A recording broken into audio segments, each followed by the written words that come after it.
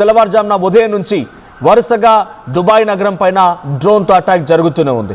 దుబాయ్లోని creek port పైన drone దాడి జరిగింది. ఇరాన్ డ్రోన్ దాడి చేయడంతో ఆ విజువల్స్ మీరు చూస్తున్నారు. సో ఆ విజువల్లో అక్కడ చిన్నగా స్పార్కిల్ లాంటిది వస్తుంది చూడండి. ఎస్, ఇదా స్పార్కిల్.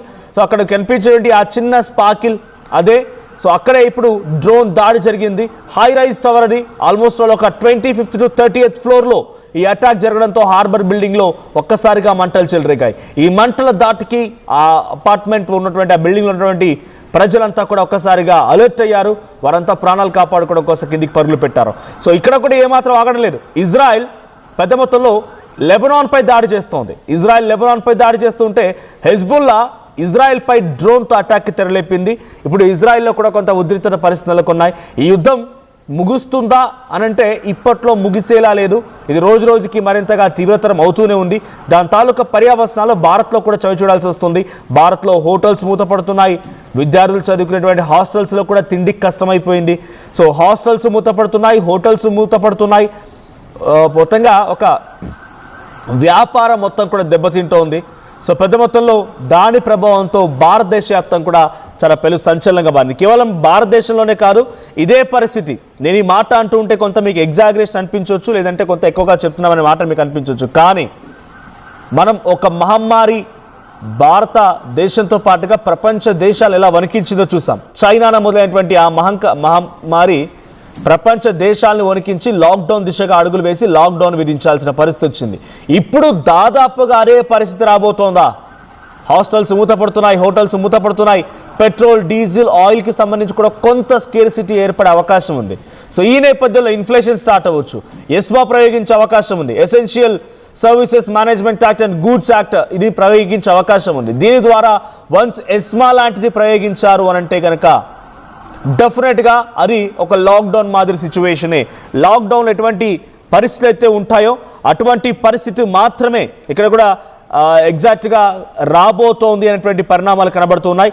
సో మనం విజువల్లో చూడవచ్చు, ఆ హై రైజ్ బిల్డింగ్ పూర్తిగా కూడా ఇప్పుడు మంటల్లో చిక్కుకుపోయింది. అక్కడి నుంచి పబ్లిక్ అంతా కూడా హుటాహుటిన పరుగులు తీస్తున్నారు. సో మనం మొన్న ఆర్టీవీతో లైవ్లో దుబాయ్ నుంచి అక్కడ ఉన్నటువంటి ఒక వ్యక్తి అక్కడ ఉన్నటువంటి తెలంగాణకు సంబంధించి cultural association, so Emirates Telangana cultural అసోసియేషన్కి సంబంధించినటువంటి వ్యక్తి ఆయన చాలా క్లియర్గా చెప్పుకొచ్చారు కిరణ్ గారు.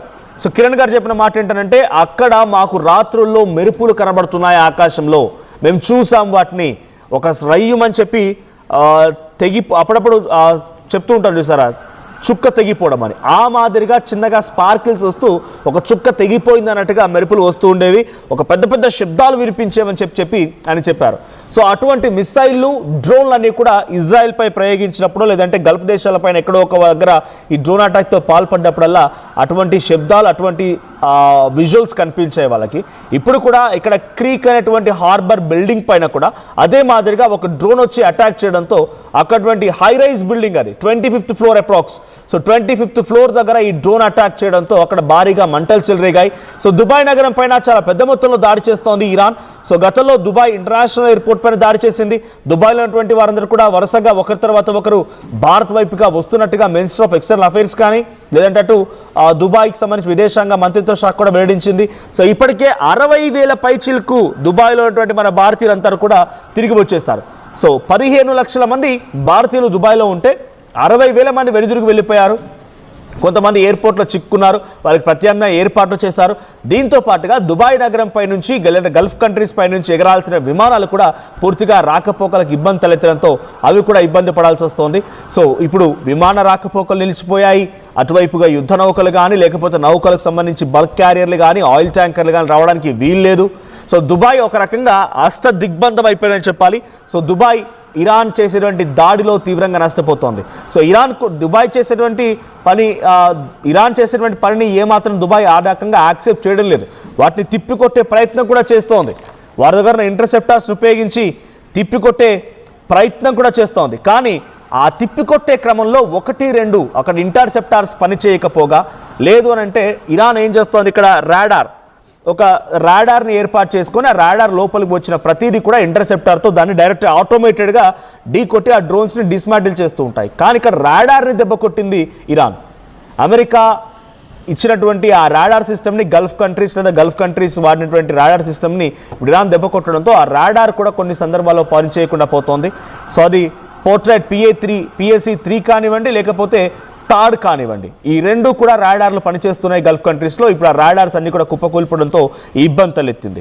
సో 13 రోజులుగా ఈ ఇరాన్ ఇజ్రాయెల్ వార్ కొనసాగుతూనే ఉంది. సో దుబాయ్ ఇంటర్నేషనల్ ఎయిర్పోర్ట్ పైన ఇరాన్ డ్రోన్ దాడి చేసింది మొన్న. తర్వాత నిన్న మళ్ళీ మరోసారి దుబాయ్ ఇంటర్నేషనల్ ఎయిర్పోర్ట్ సమీపంగా 2 డ్రోన్లని అక్కడ కూడా కుప్పకూల్చింది. సో దీనివల్ల ఇద్దరు అక్కడ ఉన్నటువంటి దేశస్తులు చనిపోయారు. ఒక బంగ్లాదేశ్ సంబంధించిన వ్యక్తి, మరొక భారతీయుడు కూడా గాయపడ్డాడంటే ఈ ఘటనలో. దుబాయ్లో ఉన్నటువంటి ఆ డ్రోన్ దాడి వల్ల దుబాయ్ ఇంటర్నేషనల్ ఎయిర్పోర్ట్లో జరిగిన దాడితో ఇద్దరు అక్కడి దేశస్తులు, దుబాయ్ దేశస్తులు, ఒకరు బంగ్లాదేశ్ సంబంధించిన వారు, ఒకరు భారతీయులు. బంగ్లాదేశ్ వారు మరణిస్తే భారతీయుడికి ఒకరికి కొంత ఇబ్బంది పడింది, గాయాలయ్యాయి.